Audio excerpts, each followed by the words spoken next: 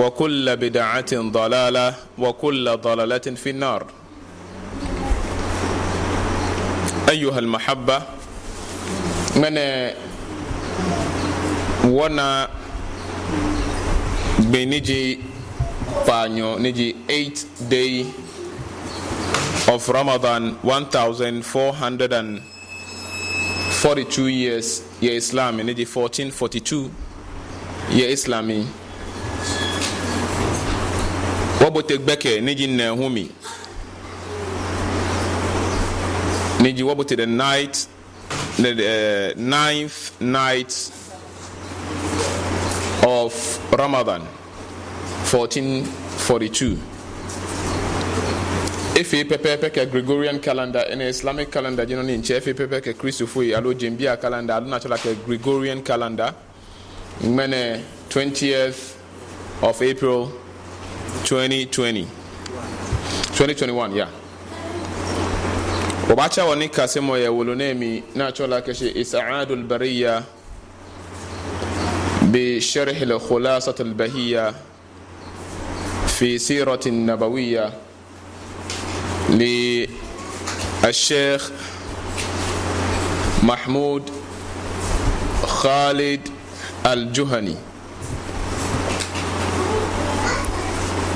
نيوكان بنا نبي صلى الله عليه وسلم إمامي ni eteni anibi asla e wafame ye Madina ni e kwese ibani e bashe abuwa numohe wala de kashi bina kanibi bashe umu Ayman e kele bashe shi ya Makka ni eni kwele kashi beni eni hu bina ne bina 8 years le hu ni numohe wala ye de ni Abdul Muttalib ni wafa ni Abu Talib eba moemi ni kwele kashi beni wona keshi ni na 9 years kashi beni na 12 years anabi sallallahu alayhi wa sallam e chibena atchon le bena kala ko lo itan ha na gbene kashi bena klete ni atchon le business jilayeli na klete Busra ni osofu nupa ko kele pe yejeme ni eyoso kadi kuma ni chwanke mene lejina agbe balo ni agba ehisani efonshien ni ke ama kisha mekele ekun amese ni amekele ya Makka ene o ke ame ni bi to mo alkaaki ke azait to nyebenu wo wie mene no ba cha no ye no ji ebe ni gbalo ye na 15 years afi nyoma ke enumu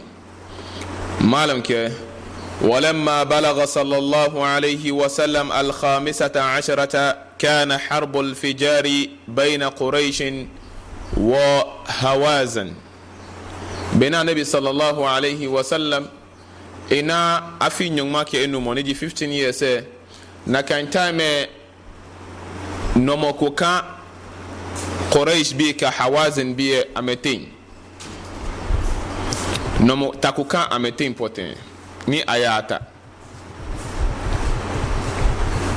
hajat harbul fijar neke nomonata la keshi harbul fijar details beni eyole ne aka nabi sallallahu alayhi wa sallam ke harbul fijar ne hudasi akane wala ke harbul fijar because je yemo mina akashi mufajaratan la ko ni shilo noko ni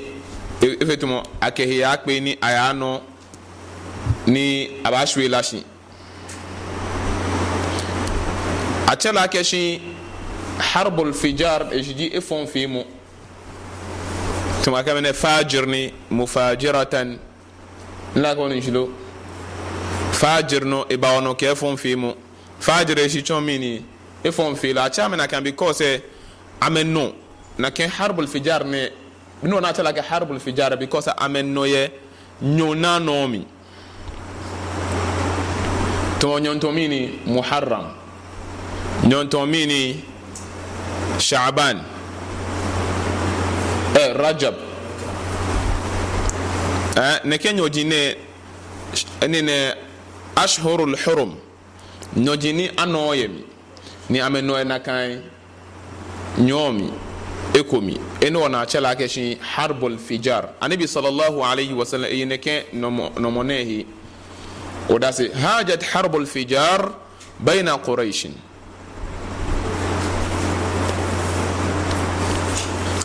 neke nomone ba quraish biatin igbe quraish biatin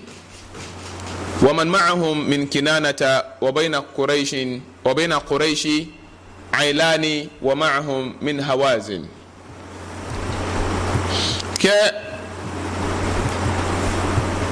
ake hawazin noji fabi kume keje kurai nine keje banu qais biatin dia me fena me bashi fabi kume keje banu qais biatin banu qais ailan amena chama keshi hawazin biye la ko ni filo ame fabi e kume ke quraish biye kume jimeni ya peni ameno من جنوني نكنو منيبا أن عروة الرحالة من بني حوازن أجار تجارة للنعمان بن المنذر إلى سوق عكاظ نكوناتو لكشي تتلتين هينيو تتلتين حوازن بياتي أمك جلايلي هم كوناتو لكشي النعمان بن المنذر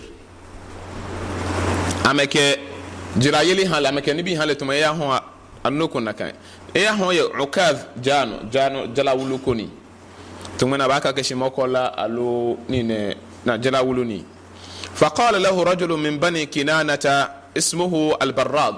bin qais niteni ya jano ninu kuna chola kashi al-barrad bin qais la eja banu kinana al-barrad bin qais من بني كنانة إجا كنانة بياتين بيو كاو كنانة بيه كنانة نجنوني هاشم بيه جمي هاشم نجنون النبي صلى الله عليه وسلم إجمي نكين براد بن قيس ن إكا نوننا تولي كجا حوازن بياتي كجا لايلي أكشي أتجيروها على كنانة نكجا نوبا يكيان كنانة بيه إيش يوبو باهو كها كنانة بي قال نعم وعلى الخلق كلهم إن بما هو عام كمفيا مني بما دساني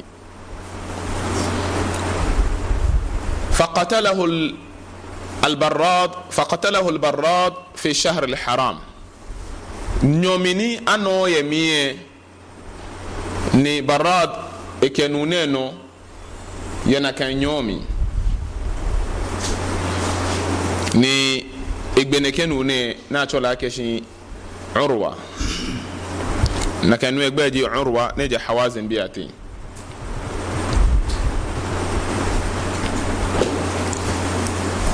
fa ata atin quraishan ni hani me fi ba quraish biya ngona mbake quraish biya ke fa qala na ke quraish biya ke shi innal barada qad qatala urwa ejiklara ke shi al barad bin qais إجبي عروة وهم في الشهر الحرام بعكاظ نكن بيامي أي نوني أنو يمي يا عكاظ نكن جلا ولوينو فارتحلت كنانة ومعهم قريش نكنانة بيه أباو أفوكبونغو أبالوه بي أمك قريش بيه أبالوه بي ولا قريش أمك كنانة مي لا نشيل هاشم هو جا قريش مي النبي صلى الله عليه وسلم جا هاشمي أما لو أمي هنا كان في كباتي ولم تشعر بهم هوازن بي أما فو لك أما نوكو تمو نوكو باكو أمنا ثم بلغهم الخبر ننتهي من نوكو باكو أمنا بيكوز أمي لنوكو داني سيمية أكاما أكسين أكبي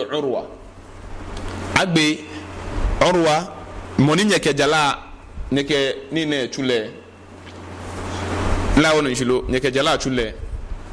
فأتبعهم واموني فينا كان أمبانيه قريش بياسه كنانا بك قريش بياسه فأدركوهم قبل أن يدخلوا الحرم نامي كامي أكبدنا مبوتي kaaba mi faqtatalu hatta jaa al-layl na kpe dana ababote kaaba wa kpe kaaba masengbe abote shi ami denche na ameba ababon nomo anwahu kasi beni jena ndena tame hiye beno mona no je pa ko akashi ono fi wa no ata ko no lu fi oni oba ano emano so na bia ka ba shi bia na soja fu ekuma de mo Somalia bia soja fu ejo no amaba anya me demo amena ni ajitu so attraction raw 3 days na aye ko nugo anu nugo amono ko minega na ke woda no emano no court wo ngba ga wete amaji me na afa ke aboko aram bia ko be ko ni ho ni ama agba me shishe Borno jeme sinanta me hide ene min chonse ene me mela hide ncheni hatta jaa al-layl kiwashi bini jina fadakhalat quraish al-haram nefena quraish biame bote kaaba mi kaaba ka kaaba je noni pani machine je noni chien pani like chien noni mateye ne haike mama din ke gold ke mini ke nibie je no pede kaaba chien feni chien gboni niko e ba me ko bote mi ke chon gate ko mi o ba laji chien gboni wala ngbo chon ke ba e to mo me feel like to mo chugo ne ke ni machine me ke te ko ni machine a bolo le ten mala code mo ju wa to mo ni ne echichi to mo chachu kaaba ni ne no da no ke te ni machine a bolo te wala ko ne ko ke da ne do na obina ga 7 times le feel 7 times ga na ba fo bi no ke pa no eji na ama silently apart from no machine no na me shall get take no machine na bolio apart from no shia denche ni na agbo ni afo shia agbo wa denche na afo na ba yo jalaka ni bi fen yemi one fe na kan quraish bi am bote kaaba mi fa amsakat anhum hawazin falam tuqatilhum na me bote kaaba mi pe hawazin bi kame panom abote nyumbo shan ajinu na kan time dani islam baba makka bi amele nyumbo to be ni islam dani baba Ghana bi le nyumbo la ko ni jilo site aba aja nyumbo e haten no jino na le na kan nyumbo na moji le poten meneji emincho poten meneji e attributes meneji egbeji no jino ni mele la ko ni jilo ona kan time mo ko fe mo ko ne shipon no ne mu ko yo mo fia mo ne ba shipon ne mu ko eliake adebolo ko ye sina kan adebolo ti aba ajaleten mi ne tawo ye wodi meneji egbaji meneji sabline meneji esui ene jino ni mele ene ona tun ogbalo ikeba do mo ko ne ba ka kisin nyomo ye adebolo ko ye kiseme ke ke sine bowo je no ko ta like ita onu ko e bowo mi ni keke bo nje o sine o ta fe no ko keke a oni nyumbo no na chugbalo o ni efe na ni ebote quraish bi ebote kaaba mi pe bulani ameke ha kaaba e wo nomo sefu mineo li ajli hurmati albayt alharam eja ke bayt alharam ni di kaaba snakan siamie aba no fia na di efon here afo ya fa banka jami no di baytul haram mo ko na onu arabic enu na ta baytul haram e ka shi ani haram ni ke shi ni haram ni shi forbidden house ke forbidden house no di baytul haram baytul haram shi na ba ka je harami afi no fia no nyumba egu e afi ye jame kai kolopo kona ni kolom fliki ke ho agbele kona ni tato de ten low flowing un flick non wa chon kona e kon flick ne ko e bo chi ne mi o senu na ka no tashi agbele la onu jilo agbe ni ne low flowing ko e jeme e da ka opoji o mini jo ko ame bo abi ngi so lo fe mala isagne eno opo nege pe ona o me se jeme no amba shu fine agbe je no fa haramuni wa so ela hye gye ano ye gye agemo ye gye me ene kafiri gye podani me na me henyu ma me ye aka abeji ame be adini ame be islam po na kan tama me lene na kan bule ha hye ba aye hye ko kama ko nke bon fe no ko na ejofo ebote gye mpo e ko ka hye na e wo po ne abote e ime bo ahye ma hye po ne abote alo ne ababo ye ne ke hye na mi ono wo po e ime hi na ka jibe ne yole chimoni wala mona chose ko le ele kusun ele ta chole ten ele chose mo ele su ele ban cosmo ya one ke bumi kafiri je po amele ni amele no nji chose mo o ameye bule na meke ha hia ka abai ka je fon mi thumma taqwa ba'da hadha al-yawm ayyaman thumma taqaw ene wona meje ame kejene ke no monemi ba'da hadha al-yawm ayyaman so many days ano wa akhraja amamu rasulillahi sallallahu alayhi wa sallam an-nabiyya fashahida ba'da ayyami هذه الحرب النبي صلى الله عليه وسلم بيامني اجيب كن كتامه واخرج امام رسول الله صلى الله عليه وسلم نبيا ني النبي صلى الله عليه وسلم وفامه امكلا جيكو فشهد بعد ايام هذه الحرب نكن نمونه اكلتني يا ينكن نمو يوداسي قال رسول الله صلى الله عليه وسلم كنت انبل على اعمامي ولا أنبلو من نبل إيشيجي إكيان نكانتا مكا أتين أكلو ألو أتونا فيكس أروه إنابوه أكلو نابوه كو نيني ميجي مونيكا أتين نكني باكين حلاهامي كشوشي هامي أجيو مينون هنجامي منك نوكا أتبونو نوما لا بنا أكوا إنو أو أجيه أو بابو ده جني لبابون فوجي دان نكاني موكي كوسنا بلن شيء يوم يفر المرء من أخيه وأمه وأبيه وصاحبته وبنيه النبي صلى الله عليه وسلم قال كنت أنبل على أعمامي mo fa me ka tia kula ne kene na to aboa na ne kene asare na chen meji mo ni mboa na ona gbalo wa na ka ebuga bi asfe la to sele ke nu twi ne ke ambulu على أعمامي أي أرد عليهم نبل عدوهم إذا رموهم بها كجي إن يلوه نيني opponent نيجي enemies wo tamiana kan atole enemies because e to agbebo bo to agbele wonya nyefe mo bejime okay amechen again ke ba ke meji ke in yellow echen ke ba na me no agbe ko e ke mi ya hala ke ba ni wo fa me hu fun ke ya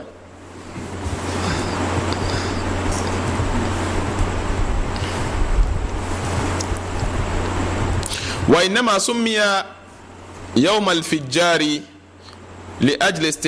لأجل استحلال المحارم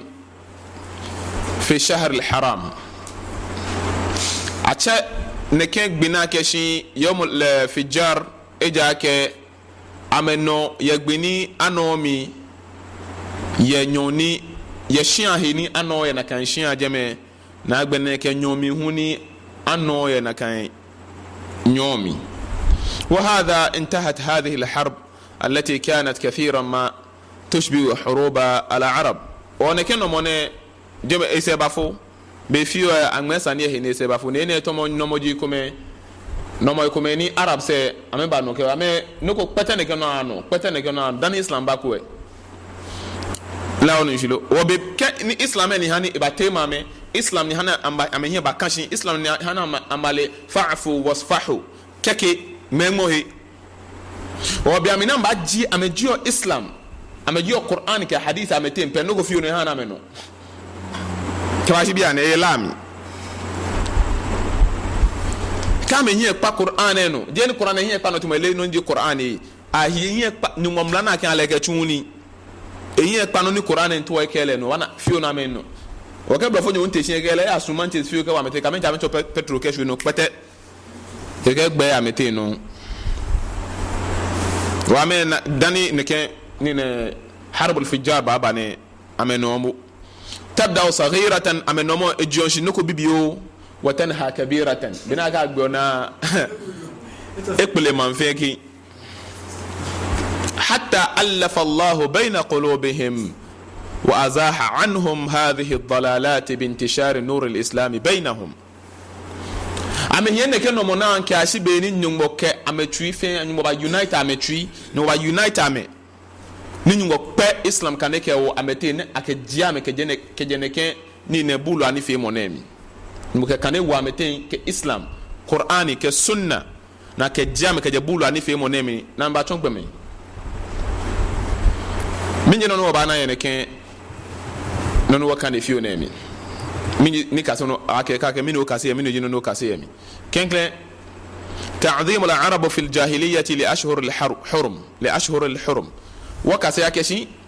arab se dani islam baba ya jahiliya kaka jahiliya mini jahiliya dani islam baba biamini ahimi between anabi isa alayhi salatu wassalam ke anabi muhammad sallallahu alayhi wasallam na kan period dan anabi baba na anabi isa ni Jesus son of Mary benete se dan anabi muhammad sallallahu alayhi wasallam baba biamina ahimi atole mini ayyamul jahiliya la ko njulo fetobe dumbe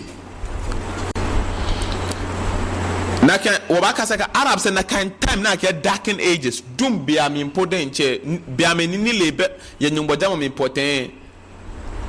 na kan biame important ameke buleha mini ameke buleha ashhurul hurum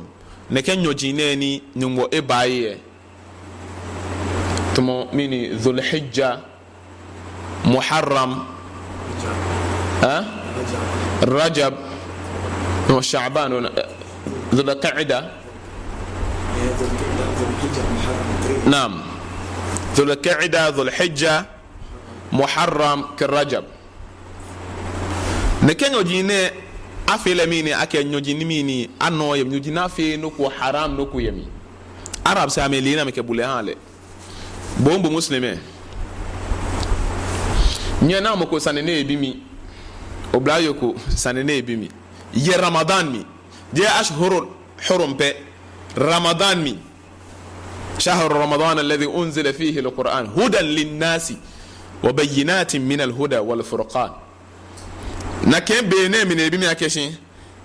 ما لم كويسين من بيه هم بكو بنا كان إني يكون من بيه ها كم كوي girlfriend ye ramadan mi ni agbele na ayi ni eta na agbele na bele ba nya agbele na lu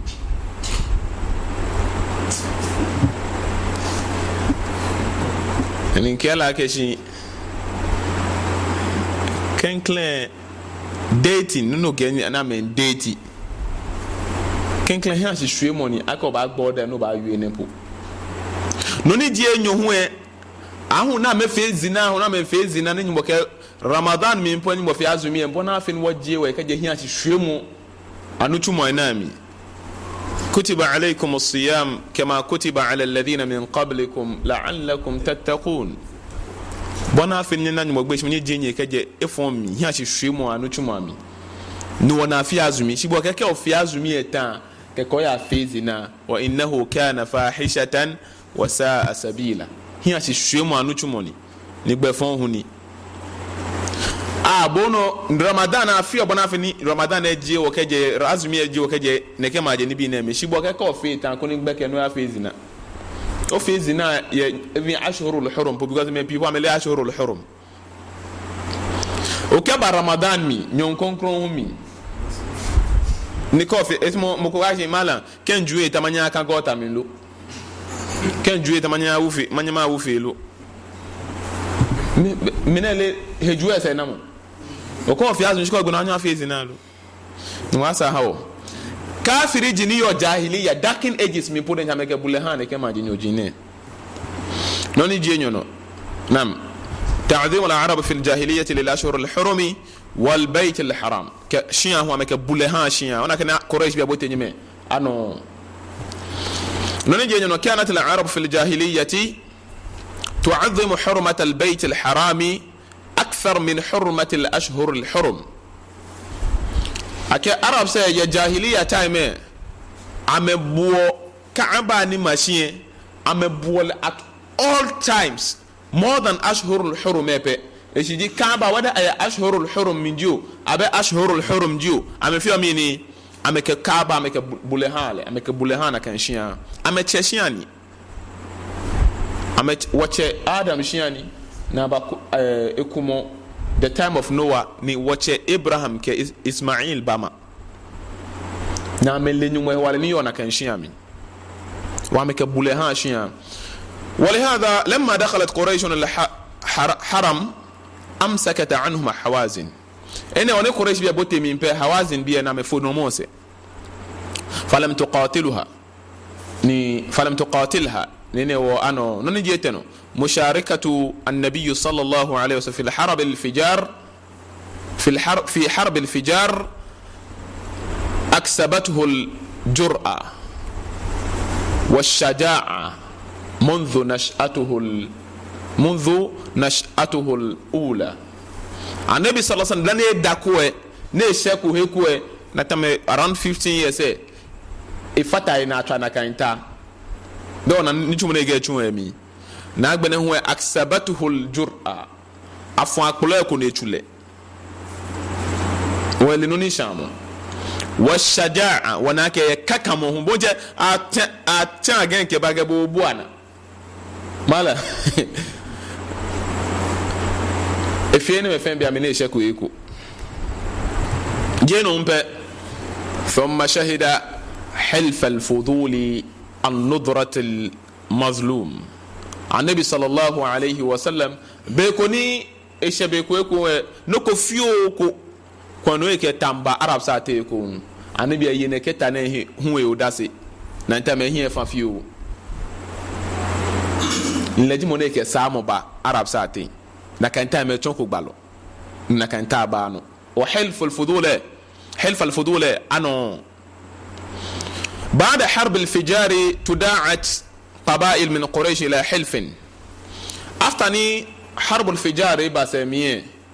لكن تاني سيفون because قريش بيا بوتي كعبة مكاني بيه نافو نسميه تا يعني قريش بيا في بنو نكين بنو هاشم بنو بيا في بنا أما كان كتا أما فهم pledge كهامي أما swear allegiance كهامي mineke ne fo mineke chi neke wo fe ko me ba ni ne tatele te ga me ko ba chon wona wa fe ko me wo ba jia me ke me ko me neke ina wonu jule ko me fi mu fashtama banu hashim wa banu al-muttalib wa ghayrihim fi dar abdullah ibn jud'an ne ban ibana kan quraish bi ata banu different ametin wa banu hashim banu al-muttalib banu bi amba fama aba atepe kwe ateneke kwe ne amewokunyu kuna tola keshin Abdullah ibn Jud'an etumi li sharfihi wa sinnihi because le diamete shi onu pa ni yamete na agbene ho akebule han lojugba ebuwo he wa akebule han lojugba wa tu'ahadu ala an la yajidu bi makkah mazluman min ahliha akakita keshin akani makka ina lako shishwe modon ye nyete mokote le dikenklen أو ممن دخلها من سائر الناس allo aka na ke moko ke no moko allo la shishwe moko ejagbona kembashiane illa nasaruhu jawaba wale wopena ka shwe la ko shiane moko we aka pena ka shwe la ko shiane ke wote moko ejewoten allo moko jagbona ni e beba shwe moko lashi allo e ke no fon ko mbaneke wo manne no wafia ko wafe ko meke shina kan mu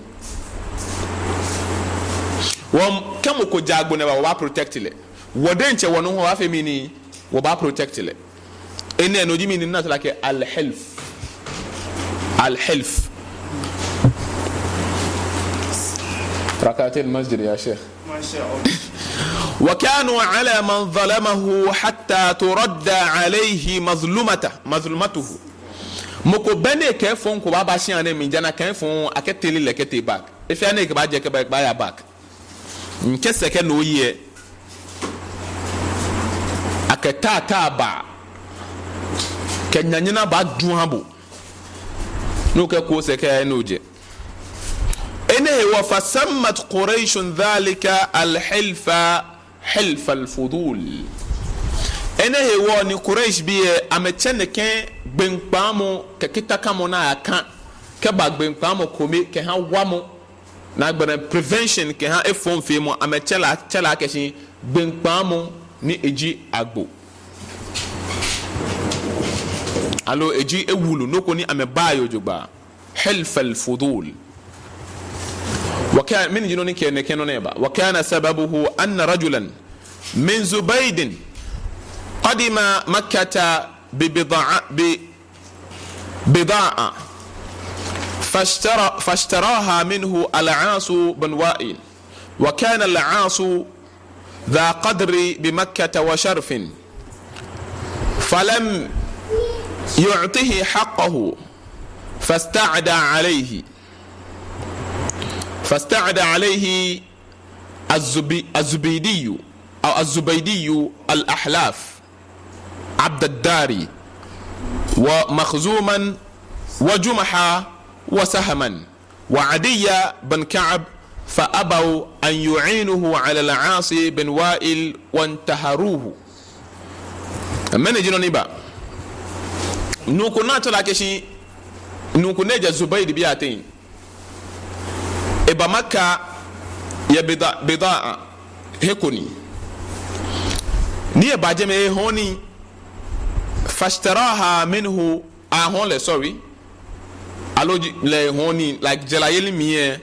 noko ne ekeba fashtaraha minhu al-Aas bin Wa'il ni ehe ne kenone noni tatoleten Zubayd nyone ehone eheyede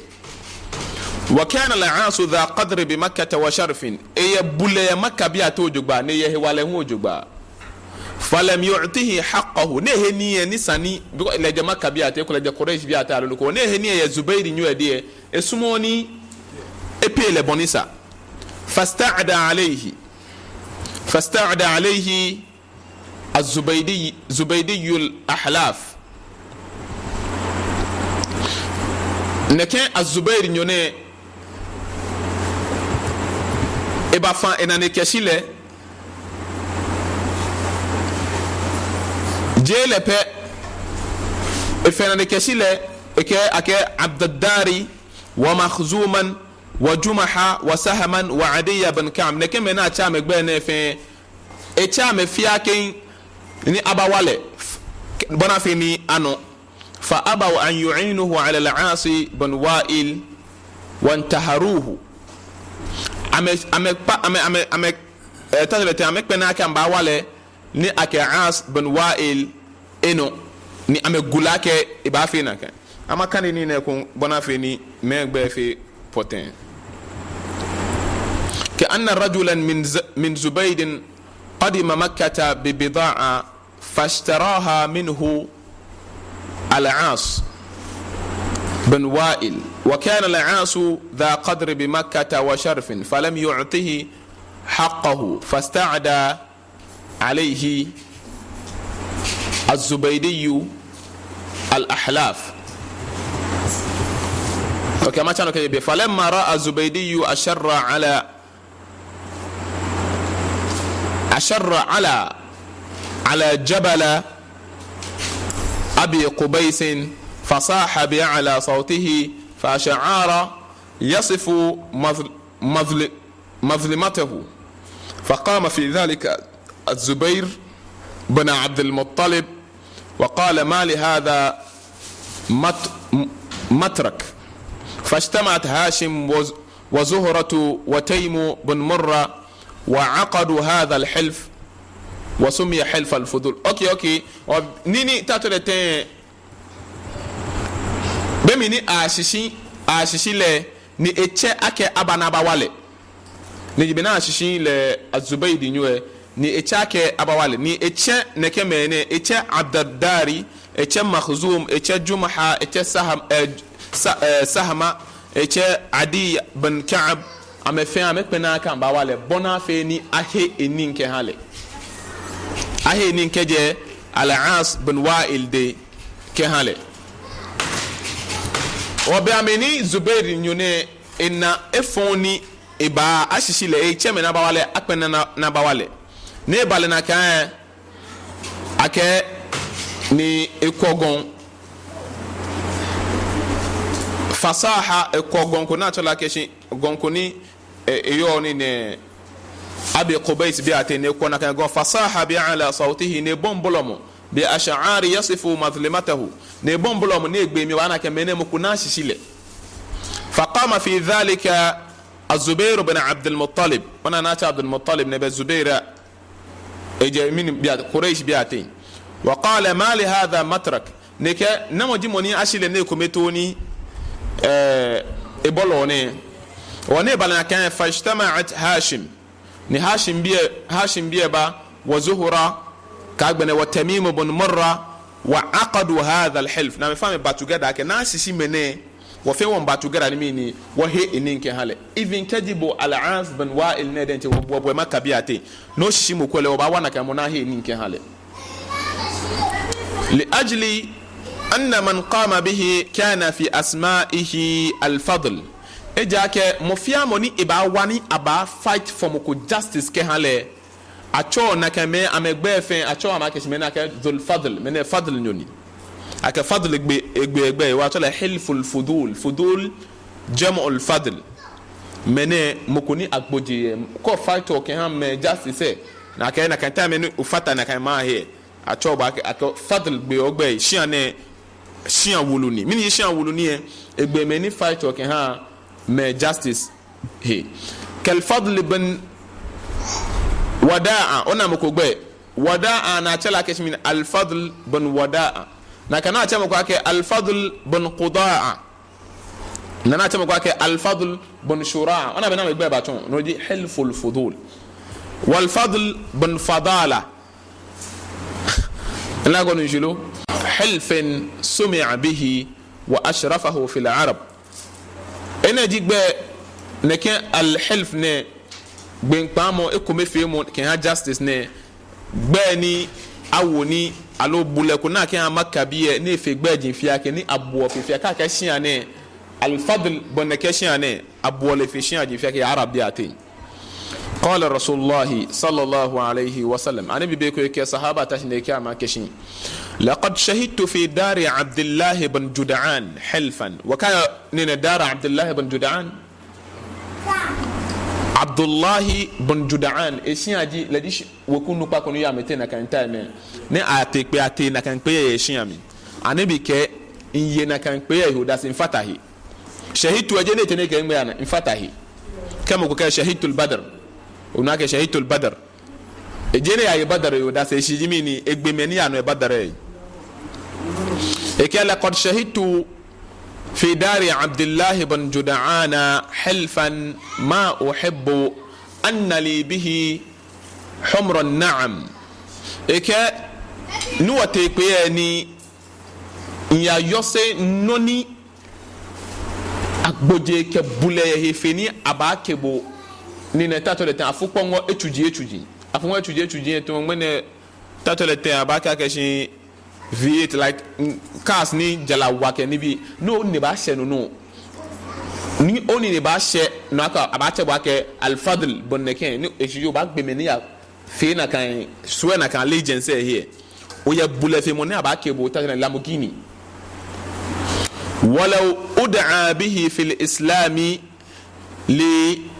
la ajabtu eke ولو أدعى به في الإسلام لأجبت أجي أباك أتني كبينة بيامني إسلامي بأتني كبينة كون أنا محمد صلى الله عليه وسلم ما يهوداسي إيجي ما فتاي إنه تون باك حديث نه تون باك كنينا أكشي أك إفون يمكوه ودا مو ينتين جو على جاكبنا جو أوله إنك هو نشلو تحالفوا أن يردوا الفضول على أهلها وألا يغلب ظالم مظلوما ni abagbe npamu aswe allegiance afi alliance ni ko fe moko ni ekefon baba ani efon ebulele ni aba moni eyo anokwale he hale qala sallallahu alayhi wa sallam قال رسول الله صلى الله عليه وسلم شهدت حلف المطيبين مع أمومتي وأنا غلام فما أحب أن لي حمر النعم وأني أنكث. النبي صلى الله عليه وسلم حديث كونكلو ميا كياكشي اجيكلا كشي انبينا اتي بيننا ترك حلف الفضول نتلا كشي المطيبين مني تيمني amehinche meni twimi nche ni tena kan pe meni bule ya mehi na metena kan pe minke inwofa me ni bia me na kan bia me nji gbeke ya metin neke pe ne a ehifenu na ba kebo lamugini na ba kebo shikatumo tatoleten $1 million $2 million efe na kan ke hami nekaka shi wa anni ankuthu yashiji ay la uhibbu an anquduhu insumun neke mlane alo neke nine pene like na baba together na ba fight efon ne insumo machine ene tefiani yo monisa no kwale o baba together no fight for more ya no kwale ke hale sallallahu alayhi wa sallam ene natoka ke hilful fudul. وإنما ورد في هذا الحديث باسم حلف المطيبين. يا حديث من كان بيتكلم حلف الفضول يتكلميني حلف المطيبين بنقامكو alliance kuna afi ni meni trimin che bemme papa so ni bana afi na kan alliance لأن عشائر التي عقدت حلف المطيبين هي التي عقدت حلف الفضول. إذا كان نوني كمني trimin che mo ba بنقامو كوميه نجينو نكمني حلف الفضول بيا با together. وحلف المطيبين جرى حينما تنازع بنو عبد مناف مع بني عبد الدار على الرفادة والسقاية بمكة المكرمة. مالك وحلف المطيبين نكي حلف المطيبين جرى حينما تنازع بنو عبد مناف بياميني أكبر عبد مناف بيانا بنو عبد مناف بيانا كبنو عبد الدار بيانا على الرفادة كان كورفا مني الرفادة مالك الرفادة هي شيء كانت قريش تعين به في الجاهلية. اجينو كوني قريش بيه كجاهلية من تون امك وامه ني اباتشون بنو عبد مناف بيانا كان كنا كانوه نكانو بنو عبد الدار بيا كان كنا كانوه والسياقة بمكة كاغبني ni abagba makana ene honi neke helful fudul na abagba neke gbe pamo ne ba neke maji ni bi ne fi aka he fi aka he akagba makana aka shishimoku aka akena agbako noni meneme hie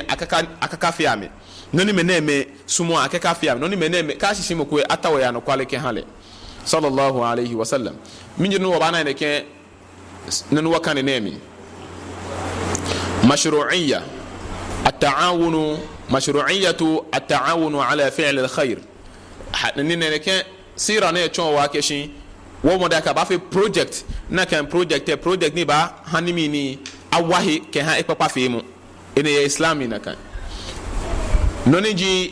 إنيونو نبذ الظلم بكل أنواعه أفايت إفون كإتايبس فيني كبابا تقرير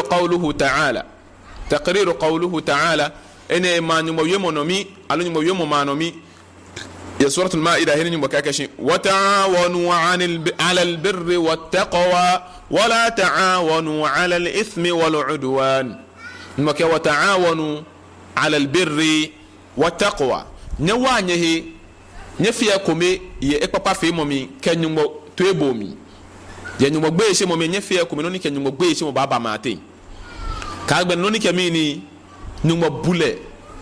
ke e papa fe mu ye jele mi baba nyete ene awahi ye mi nyumo ke wala ta'awanu ala al-ithmi wal udwan shinye ke ne ka wanye ye che fe mo mi ke fon fe mo mi na gbe sira no ba kan ni benane bi sallallahu alayhi wa sallam ina 25 years إن أوري كخديجة رضي الله عنها. ولما بلغ صلى الله عليه وسلم 5 والعشرين تزوج خديجة رضي الله عنها. بنا نبي محمد صلى الله عليه وسلم إنا أفي نيومي نيوكي إنو مونيجي 25 years إكوي خديجة بنت خويلد بأمني خديجة رضي الله عنها لأي 40 years. خديجة 40 years النبي صلى الله عليه وسلم 25 years is 15 years difference. خديجة يا نبي صلى الله عليه وسلم نقبع ك 15 years. na nabi sallallahu alaihi wasallam ekele nshi na ntema khadija ekenu ko nshi omoni nuwe egbo eshinle na nabi sallallahu alaihi wasallam ekele nshi na ntame widoni ni ekole je widowwood mi eshiji bene afini bene arab same culture yo afini ko ba fi widowwood eta na kan afi ebeho to beni wole orphanage ho orphanhood ebeho ke ofan dia shi machie be na ebe ho ni je ofan be je ofan e papa egbo shi le wo bele na je shi ne fin ofan ni ko shi no ta ofan ofan ji wo aliyatama na go ni shilo be wote be pie wote me egbo ne je ngmene shi a bi amino ba hu no ba she mukallaf ba she baligh mokoni onye efa no nyo ba nyo atu no ba yeni onye fa onye ya keba a che bo ofan do ka ba na ajane aba ajane ahunsan ofan se ona shini nta ofan se ko diwo na ga ni a je ofan dibo na no widow hu e be no widow hu de ebe hu ekwe 1 year alomini ya islamie ni na tatreten 4 months 10 days alo coffee o ya ni sieten ebe hu alo kana kan tama onye ho biamino wule egbo biamino ba fo na kan tama wudo ude ebehu okuna fe mo behu la onu shilo ejiji aje onye ho ni owule ba go gbekene ni o ba fo man kene nkun ko fo ne keno ebehu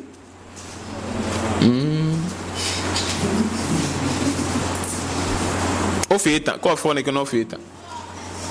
la ka onu shilo die pa ko ba hin tumi ne gene ake afita kaba 4 months minimum na loba ebehu no ye islamia afio takaba no wote takaba lo afio okuna aji bia me no ye okuna mie ofi okuna o chon okuna fonwe owo ojengba to bi ni kokko wuya shin alo ye shin ami yo ye gba no wo ojengba na ko nu shilo o so he bi na ba ka shi mene ese he shi oba ju oba hin o fale oba hin o neat shi a decorate he na go ni shi no sabi ene ofe bi ene ofe atare no work na ka ofe na ka maje ni bi e shi aji o wa na asho he afio no fia ne ke hiche moba mino na afio okuna bona fe ni nuwe ni ke bo hin shi e mai ni boto mi ne na chola ke shi jeans ebotomi jeans ebotomi a trace alone that trade say come yomi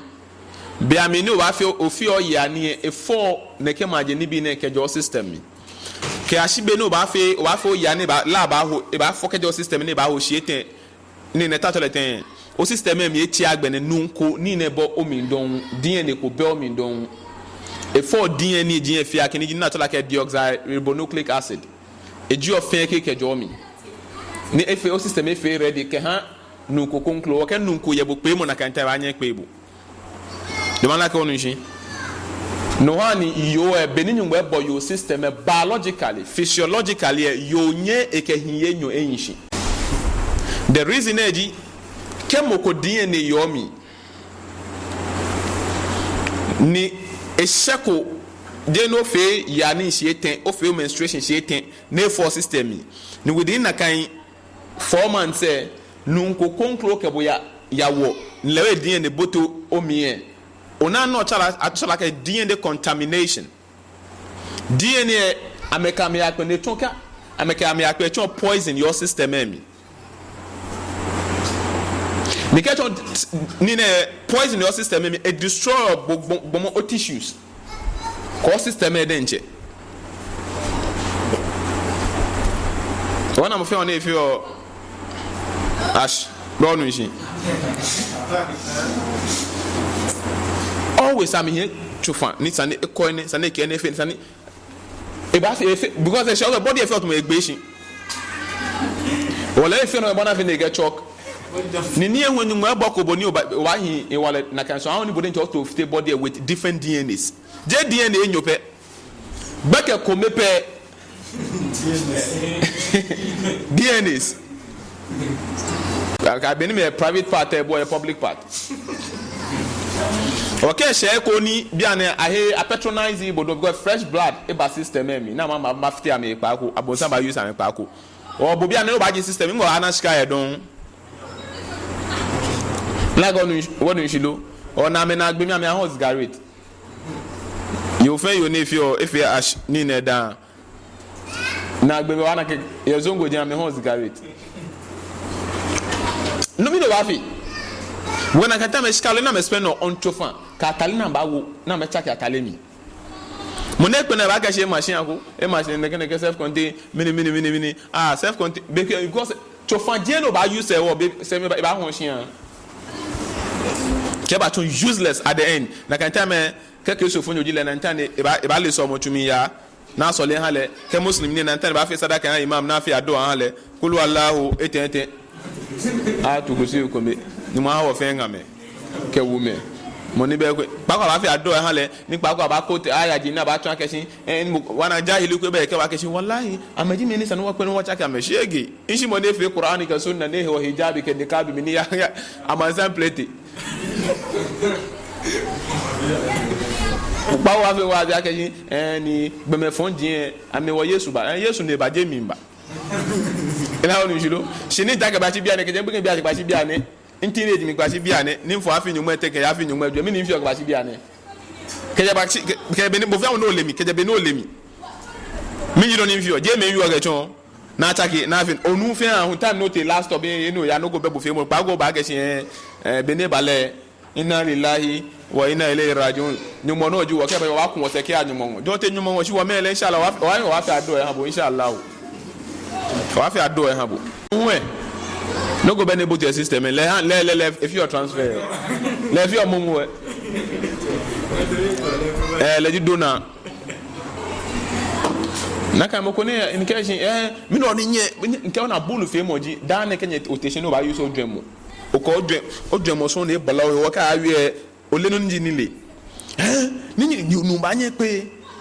yo fe ko mi e ba nye pe nyo keten be sa na ye egbe hu na me pe ne o je sha mi because mo mi intention ba pe mi ya pe wa pe asima wo esa ni awa ko mo na gbe mi e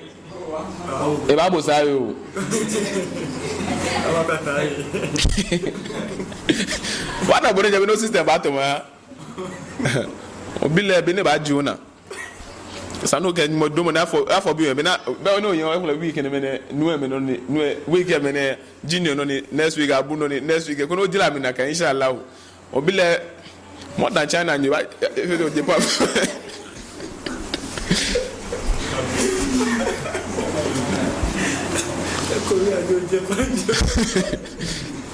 But Nigeria you feel, China you feel, Japan you feel, neke feel inshallah. Ben you mag anywhere try. More than Jenny Bowl, a benefit system, yeah. Or you or Khadija radiallahu anha, eke way she be this and you kuna behu. Na Nabi sallallahu alaihi wasallam kelaban. Na Nabi sallallahu alaihi 25 years. Any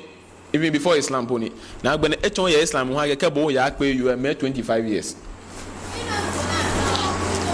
Allo sunna ni je sunna na ko ya pe you pe le 25 years. Me no wan be pe you 25 years. Ene je fata sunna je ai. Ene fata ogba ma de san wo shin ni bi e ko mai. Na go ni shulu. Ay sahaba ko me na me pe me bi amina me na ko 20 years. E ko me pe me bi na me ko 25 years. E ko me pe ye 25 ke ale ko pe ko yuele be shiji bono e ko hia alo no ko ne ano fe busy to moni kase mo ke ko me ne ano ko onye ba yo no na go ni shilo nam e ja ke Bilal bi na ne bi yo fe ne bi bia me fe benga shibina ne bi sallam bo se mi ete shiani e abi blanc na ke yu hale ne te ayob yoba no kwale yob mo le ji Bilal ibn Rabah lajimoni muadhdhinu nabi sallallahu alaihi wasallam ewa bibi ko o ya shin ko no abi glanse mala ko te ke ka shit mo act film again ama fe it mo nya fo ko ni se me amba let me see whether they will accept me fine one of we na ka shi no ni enye bule je no ni ba ton sika lo no ko shi no nchon agboje ke bule ton mo no anje daru sunna masha Allah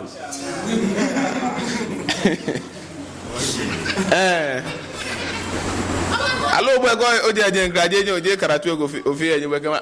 min ke mala adam se ke mala sidik me hiyo ke fi ke afi waze wodi men woto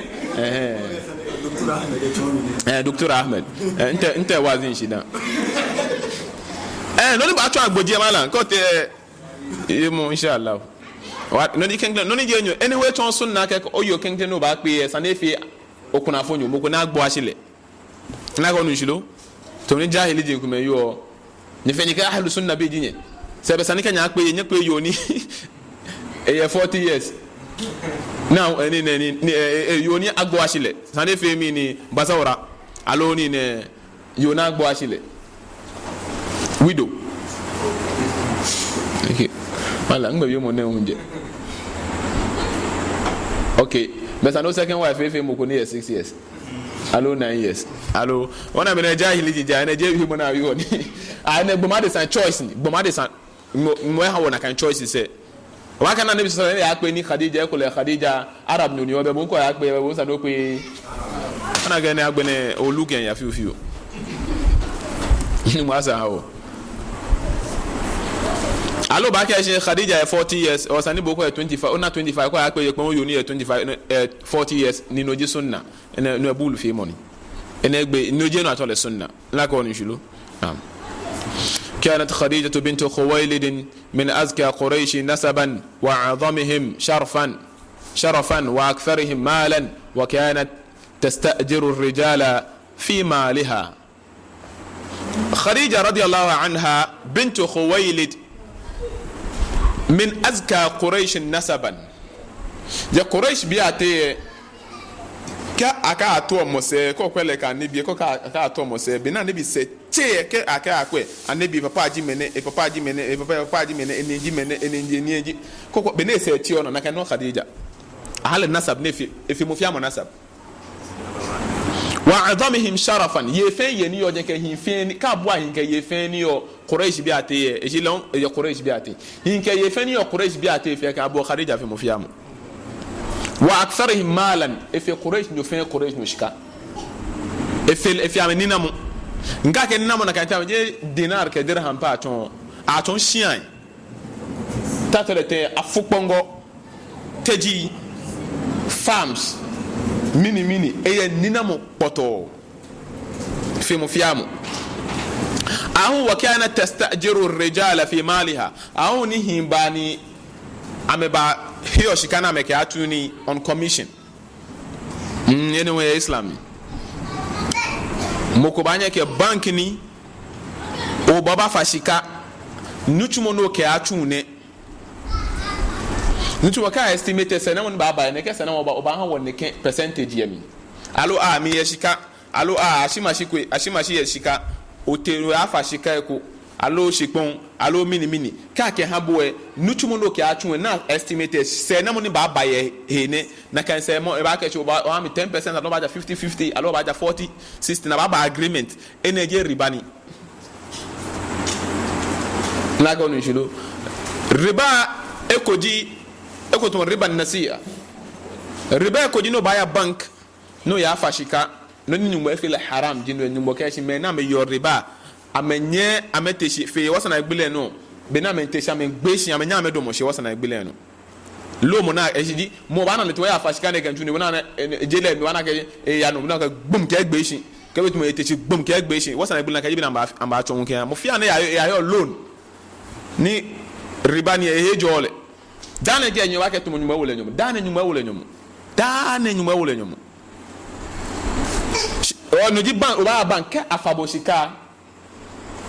keke ake usually a huge amount of interest kake gbe na agbe ne hu e ko ba pay sika no eje fix ni ko ba pay wa kesin every konyo ba pay every month neke ba agbe wa pay every month neke ba agbe o ba fa no ko tumo 200,000 cedis be no akọ ogbe ona o pay tumo $1 million okay still abi una bi anyomo ene atole riba nasi'a on je no eko sane wo yo o Khadija na ntame fiona kan business eko na ka meta me hu eje ne ba ka kashi ni bia no ya ho se na mo ne ke ba because eklo ba he sika ke elenu no ke ahe ke no ke aho ke samo ne ba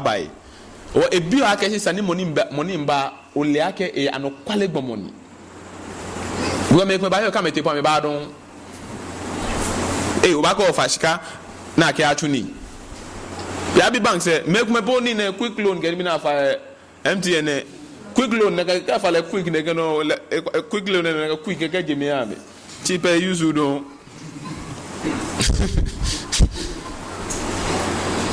Shanabi sallallahu alayhi wa sallam nismo ne chwana anyways فعمل لها رسول الله صلى الله عليه وسلم في تجارتها النبي صلى الله عليه وسلم ياتuna kinu chuma ne ko hale النبي لا يهلو ne ko na ke chuma ne ko وخرج لها ذات مرة إلى الشام في تجارة بيكو النبي صلى الله عليه وسلم بيكوني اتي الشام ني ياي جلا وبابنا في اوجي كو لكو هي ني بيه كو كان بيه كو هي وكشكا كو هي ني بيه مكة كو كتي الشام اكو ما بينا كان نكو نلاغو نشلو اكو ما با دانغو كو يا دانغو كجي بيه كتي جيمي كو يا هو امي كو جينو با هو بيه نه هو اكو ما مبه اكوشي الا مبه نه كان مبه نه كان مي يوسو امبه جنريتور كو هي كجي جون كبا والنبي صلى الله عليه وسلم شام ne yayi jalla kuna kan wa ma'ahu ghulamuha maisaratu ni Khadija na kan time a boy say ko no what be na tell boys aloje na kan a boy say ko be annabi sallallahu alaihi wasallam atola ke maisaratu nam islam ya ay gbe jina kan gbe nu ko nu wa ke yo gbe ni because ehien sign ni akechoyi to wana ke ye acho ma ke mi ni Khadijatu Fatimatu wana ko maisaratu wa ke yo gbe ni je yo gbe nu gbe ni to acho mo ko Hamza be Hamza tuni eba Hamza ejiji wa ga ke yo ni jije yo na kan no ye ko mo hie gbe ko ba ke hia gbe ni because ehien tu ye na gbe ye to mi ni Maryam Zainab wana ga hie tu do wa ga Maryamatu bene zongo sana yo agbene alo Zainabatu na Maisara Khadija ebi hie ko ni eke gbalote bena ya shame lehun eke ni like to my escort balo hatta ata Busra ka bena she Busra faraahu ar-rahib naka wakay ar-rahibe usafu nupa nekele e ka nabi ku yejeme Maisara ke yejeme ni nuni wa bashara binubuwatihi Maisara ni nune ke Maisara ka shi ni nuwe ke mi ake shi mene gbaloni nante gbalo 25 years Jibril ibani na kole na abande gbalo yeli waraa Maisaratu min sha'nihi sallallahu alayhi wa sallam ma baharahu ni eke Maisara ke na nibi kuma neke nunehi Muhammad sallallahu alayhi wa sallam na nibi kuma yehi na ka nibi ebe komo ne egbe ma de san hi.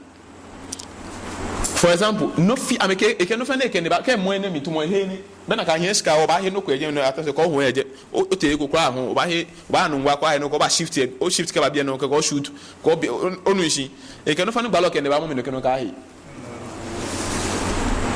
Fa akhbara sayyidatahu Khadija bima shahida wa nati ba ke ni ake Khadija kai Khadija madam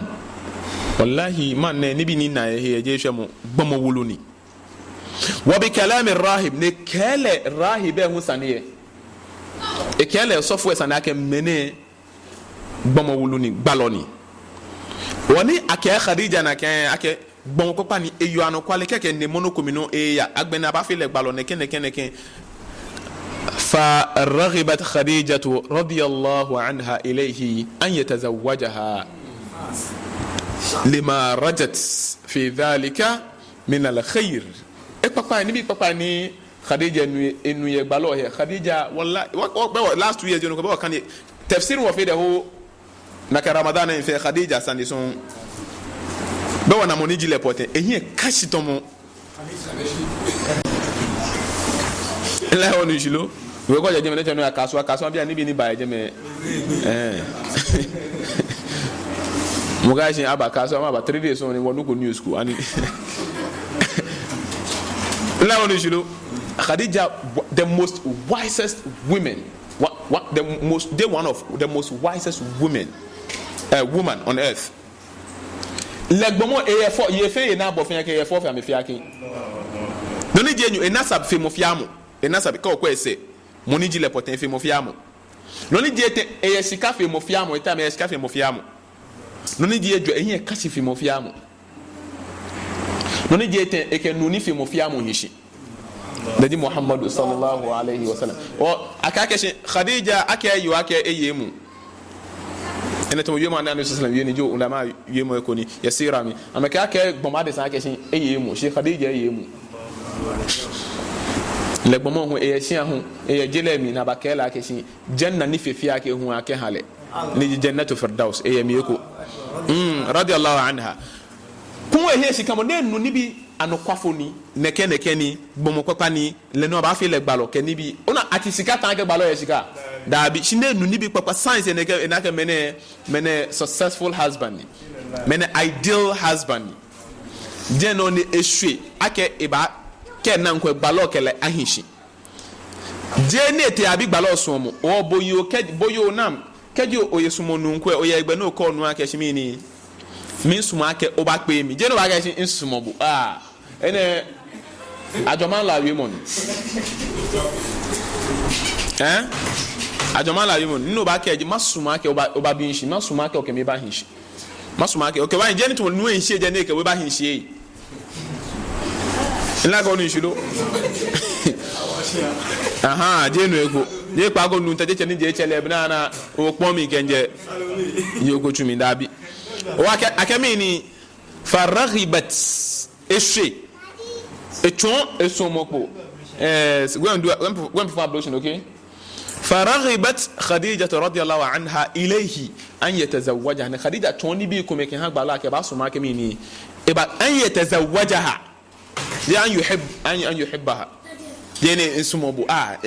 إبا قبيلة نيكلا ينشي لما رجت في ذلك من الخير because of نبينا كيلا نينا كي والله إني لما شاء الله. فأخبرت خديجة رضي الله عنها نفيسة بنت منبه بأنها تريد الزواج من محمد صلى الله عليه وسلم. خديجة نفينا كاني إكا يكونات لك نفيسة بنت منبه إكا لكشي من توني آني محمد صلى الله عليه وسلم من سمو أكشي إنك لبعينشي. Nafisa abia na between her allo middle woman. فذهبت نفيسة إلى محمد صلى الله عليه وسلم. نفيسة يعني النبي صلى الله عليه وسلم وكلمته في شأن خديجة. نيا يوبلك يا خديجة. أنا مني كاشي سونسان نيت يقول لنا محمد good evening مني يانو. Oh madame Ibrahim Muhammad. Nafisa Jino Bintu Munabbi Muhammad, good evening. Bra Muhammad Tete madam Khadija no na ona ge she de biwa no ko na gbon ko pani ko ha mo no ko Khadija ha mo no ke eminjo sumo bomadesa amale hu yami amale bami te go me gwena ka ma fi me de ma meta me male ke nu ete amete ye shia ka ya ke shi hafiz ni e fe ne ke e Bukhari e mini wallahi ni hurufu pone je le lojogba allo you ka ta mene eleni homo e baeshi e fi mene ake mene baeshi so le mo mi pone je ruku pone je ba shojugba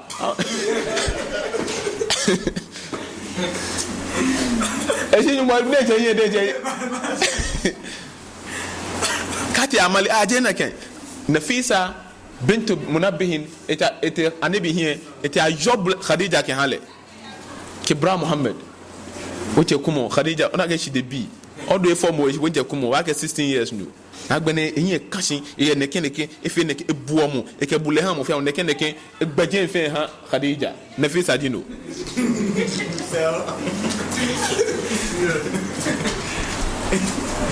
فوافقها على ذلك نبالنا كان اكبننو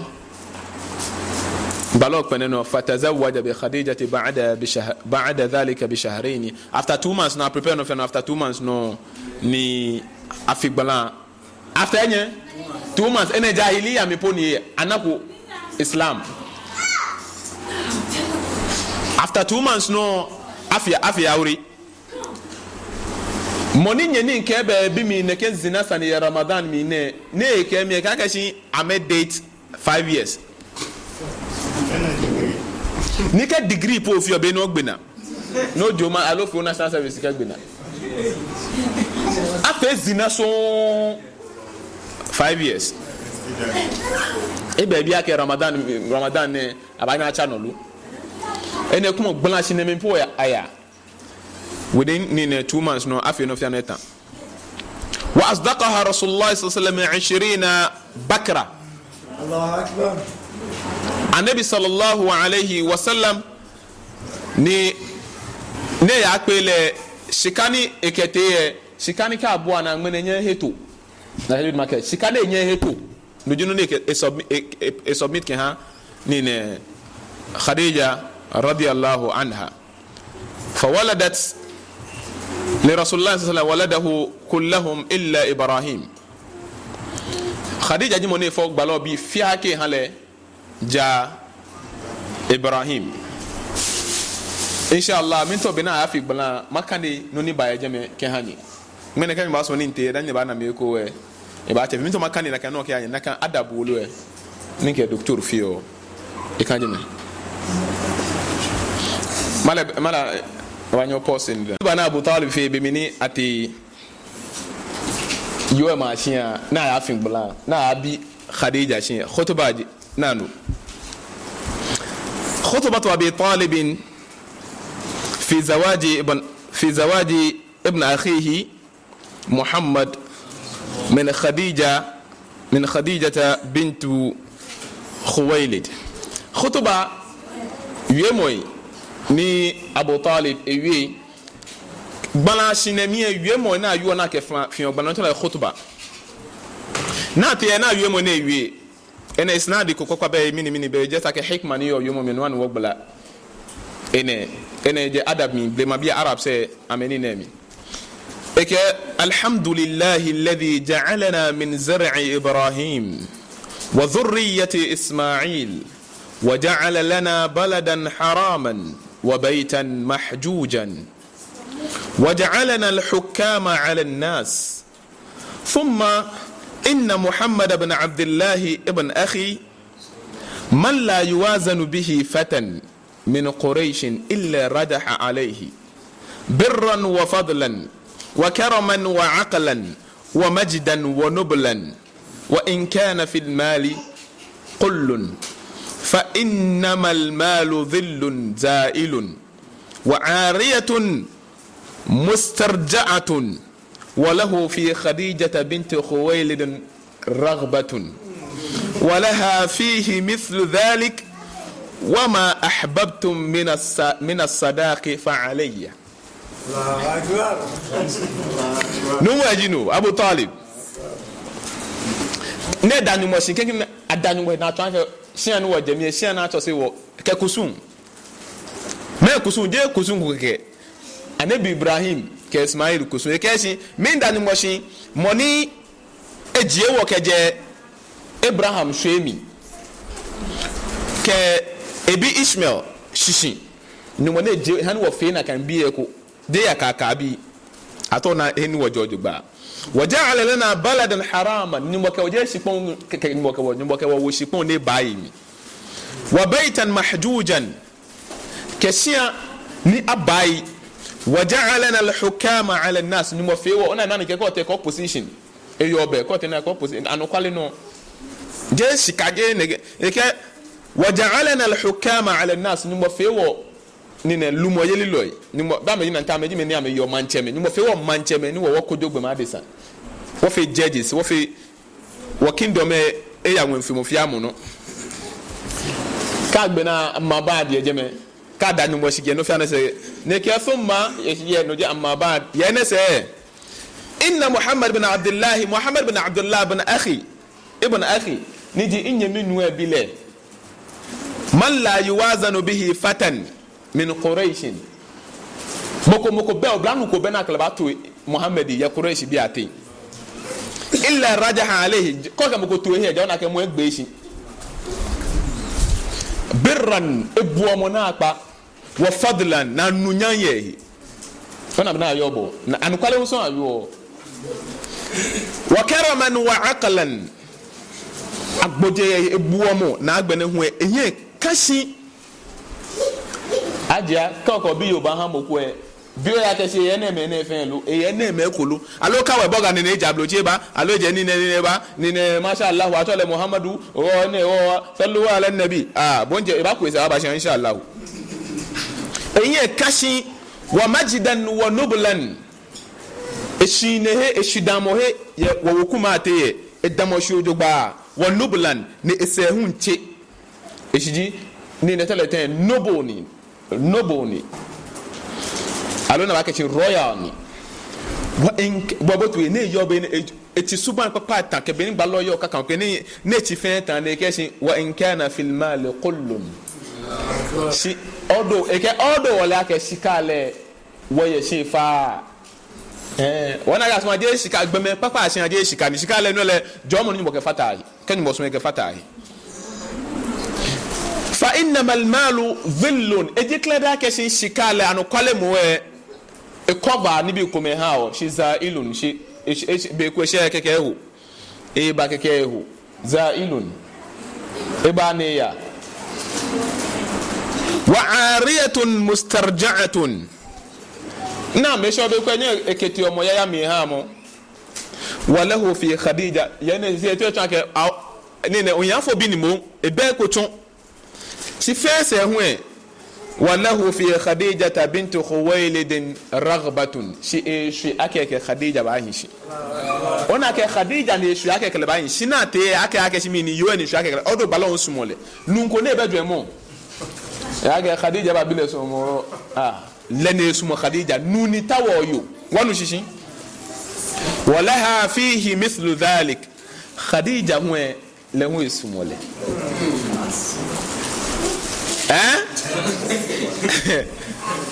ibila isumole ni lehu isumole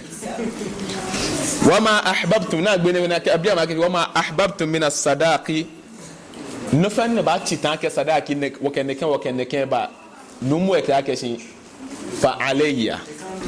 e kanno bile kanno the bill is on me, you can put the bill on me like onu jilo enen minto makane khutuba na Abu Talib e afi yeshia mi jino Khadija ma shia ne ke gbeje fe jino nake numu e wanu ham ale na kan ona nche نماسا هو سبحانك اللهم وبحمدك أشهد أن لا إله إلا أنت نستغفرك ونتوب إليك من إن شاء الله كوصلي